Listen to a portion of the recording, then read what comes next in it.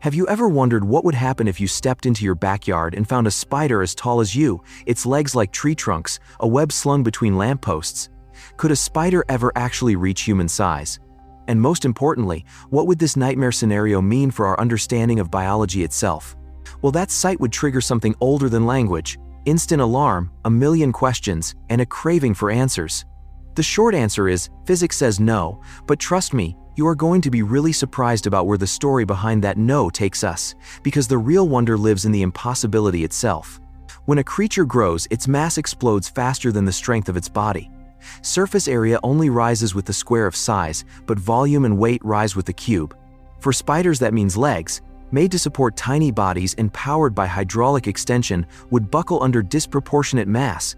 Their chitin shell would become a heavy, brittle burden, and their book lungs, designed for diffusion over tiny distances, would starve a giant body of oxygen. Yet exploring these limits doesn't just kill imagination, it opens it in ways you never expected. Understanding why spiders can't scale shows us how engineers build robots, how scientists chase synthetic spider silk, and why ancient high-oxygen worlds once hosted giant arthropods. Over the next minutes, we'll trace the physics, anatomy, and ecological consequences and discover surprising lessons for technology and conservation. By the end, you'll see that the impossibility itself teaches us how nature designs and how we can learn from it. The secret is simple math: nature never ignores. When an animal grows, mass rises faster than the area that supports it. Surface area grows with the square of length, but here's where it gets shocking. Volume and weight grow with the cube. Double a spider's length and its weight multiplies 8-fold, while leg strength only rises 4-fold. That mismatch is the core reason spiders can't just scale up. Spider legs are hydraulic and tuned to tiny forces. Scaled to human proportions, they'd need tree trunk thickness to hold the weight, and their chitin exoskeleton would become a heavy suit of brittle armor. Molting, already risky, would be catastrophic at giant scale. Inside, book lungs and tracheae rely on diffusion across surfaces, but diffusion cannot feed a cubed volume, so a giant spider would suffocate unless it evolved active ventilated lungs and a more efficient oxygen carrier than hemocyanin. Muscles, nervous wiring, and heat dissipation all suffer similar scaling penalties. Fossil giants existed long ago only because atmospheric oxygen was higher. Today's chemistry and mechanics close that door completely. That impossible scenario is a gift, and here's why. It shows how scaling shapes life and why engineers copy spider tricks without copying size. Robotics borrows leg geometry, materials science chases spider silk strength, and physiologists learn how form limits function. Understanding the constraints reveals both natural design and human innovation. But breathing compounds the crisis in ways that would shock you. Spiders use book lungs and tracheal tubes that move gases by diffusion. Diffusion can't keep up when tissues sit meters from the breathing surface. To survive at human scale, a spider would need active ventilated lungs, powerful pumps, and a circulatory redesign. This would essentially convert from arthropod physiology toward vertebrate-like breathing and oxygen transport. Muscles lose leverage as mass explodes, hydraulic leg extension fails at scale, so locomotion would slow and cost vast energy. Nervous control demands longer, faster conduction pathways, requiring insulating adaptations or centralized processing hubs to avoid sluggish reaction times. Taken together, these constraints make spontaneous gigantism implausible. But the deep dive isn't defeatist. These limitations inspire engineers. Robotics borrows leg geometry, materials scientists chase silk analogs, and respiratory modeling informs microfluidics. The impossibility teaches design, showing how nature limits size and how we translate elegant solutions into human technology. Picture a spider the height of a person, its legs braced like iron pillars. The critical elements that make that image impossible are surprisingly simple: physics, materials, breathing, movement, control, and ecosystems. First, the square cube law means mass grows with the cube of length, while support area grows with the square, so weight outpaces strength fast. Second, the exoskeleton. Chitin works at centimeter scale, but as armor, it would become unbearably heavy and fracture-prone. Molting at that size would be fatal. Third, respiration.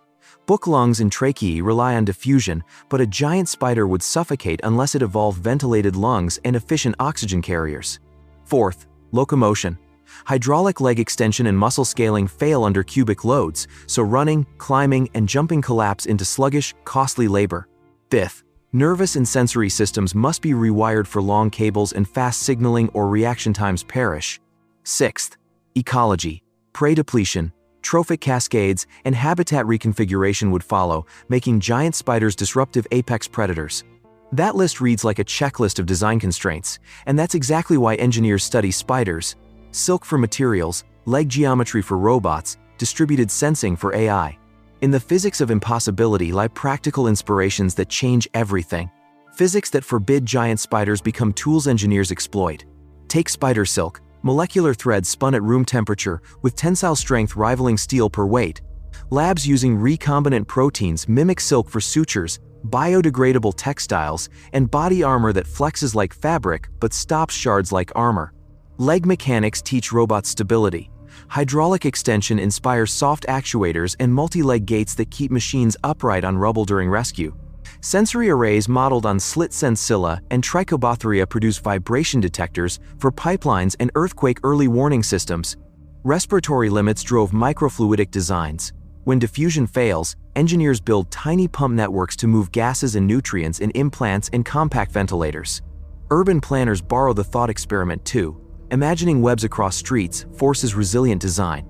This creates modular facades, rapid clearance systems, sensor grids that map biological flows. Ecologists use simulation toolkits from this scaling problem to predict invasive species impacts and design pest management that leverages natural predators rather than spraying chemicals. The biggest payoff is conceptual. Biology imposes constraints that spark invention. The spider teaches us to read failure modes, where materials, breathing, movement, or sensing break, and then to translate that insight into safer, lighter, smarter technologies. In the end, the fantasy of a giant spider becomes a blueprint for real innovation. Think about a spider's web reimagined as a material factory. Scientists now produce recombinant spider silk proteins to spin fibers that could replace plastics, make surgical sutures, and create body armor that's both flexible and unbelievably strong. Engineers copy spider leg geometry to build octopod and hexapod robots that walk across rubble, inspect pipelines, and enter collapsed buildings where wheels can't go. Sensor designers study slit sensilla and trichobotheria to build distributed vibration detectors that catch microfractures in bridges or detect leaks before disaster. Respiratory limits in giant arthropods inspired microfluidic ventilators and oxygen delivery systems for implants. When diffusion fails, clever pump networks take over. Urban planners borrow the thought experiment too. Imagining webs across streets leads to resilient design ideas. This includes modular facades, rapid clearance systems, and sensor networks that map biological flows. In agriculture, understanding spider predation informs integrated pest management that replaces broad pesticides with habitat features that boost natural predators. Even psychology benefits. VR therapies modeled on scaled spider experiences help people overcome arachnophobia safely. The impossible becomes useful. By treating biological constraints as design lessons, researchers turn a horror movie question into breakthroughs in materials, robotics, public safety, and mental health. That's the practical payoff of asking what if with scientific rigor. Imagine turning the impossibility of a human-sized spider into a roadmap for real solutions. Start with materials. Labs producing recombinant spider silk now spin fibers for sutures, biodegradable textiles, and parachute-strong composites. These are practical substitutes for plastics and heavy armor. Move to movement. Multi-legged robots copy spider gait and hydraulic joint concepts to traverse rubble and inspect collapsed buildings. Sensors inspired by slit sensilla and trichobotheria form distributed vibration networks that detect structural faults and pipeline leaks earlier than current systems. In agriculture, designers use spider-inspired habitat patches to boost natural predators, reducing pesticide use and restoring pollinators. Medical engineers apply respiratory lessons to microfluidic pumps that deliver oxygen and drugs inside organs. Urban planners use the web model to design modular facades, rapid clearance corridors, and sensor grids that make cities resilient to biological and material flow disruptions.